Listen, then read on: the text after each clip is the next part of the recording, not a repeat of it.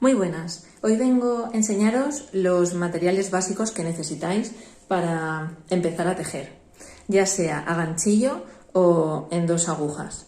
Lo primero que necesitáis es un ovillo, del color que más os guste, y las agujas, ya sea de ganchillo o dos agujas. Lo primero que tenéis que tener en cuenta a la hora de comprar ya sean las agujas y los ovillos es que tienen que coincidir en el grosor. Es decir, los ovillos vienen determinados por un grosor del hilo y te indican en todos los ovillos el grosor que necesitas de agujas. Normalmente viene indicado aquí. Tanto agujas como ganchillo, este sería de 3 milímetros.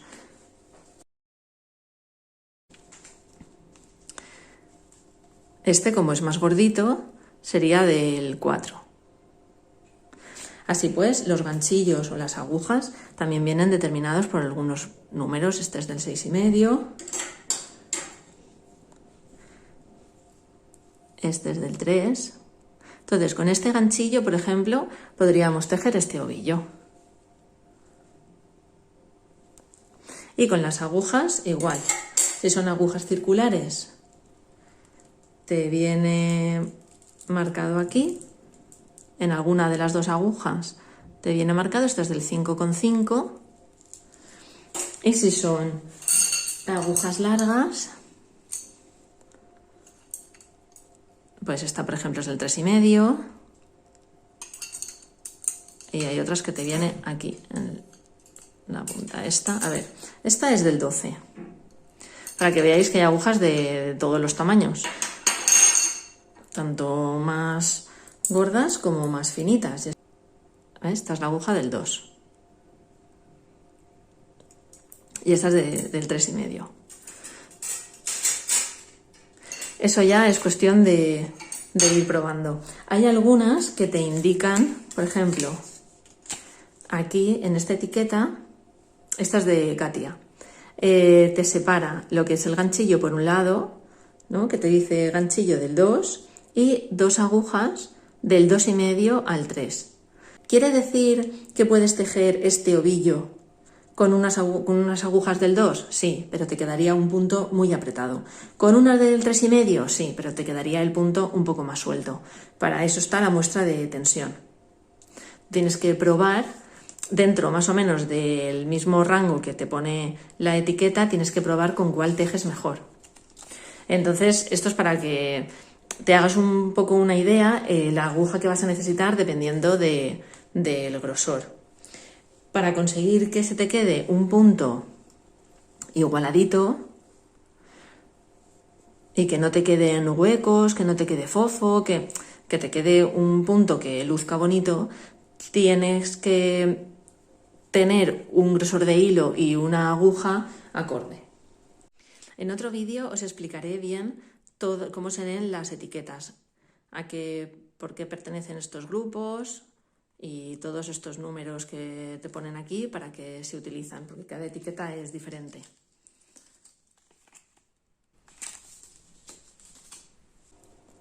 Materiales. De agujas, por ejemplo, bueno, tienes los mismos materiales tanto para ganchillo como para dos agujas. Agujas de plástico o de metal. Y agujas largas o agujas circulares, que en este caso son de bambú o de metal.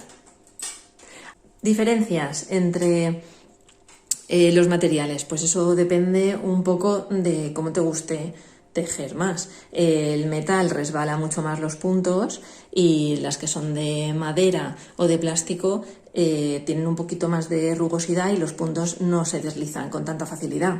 Cuando es para principiantes, yo recomiendo sobre todo de plástico o de madera, ya que no estás perdiendo los puntos y no te resulta tan incómodo, pero es cuestión de probar y lo que mejor te vaya.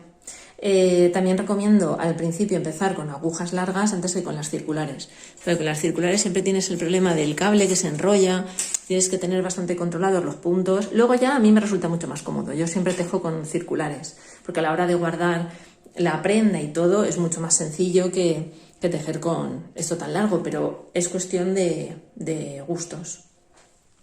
En cuanto a las de ganchillo,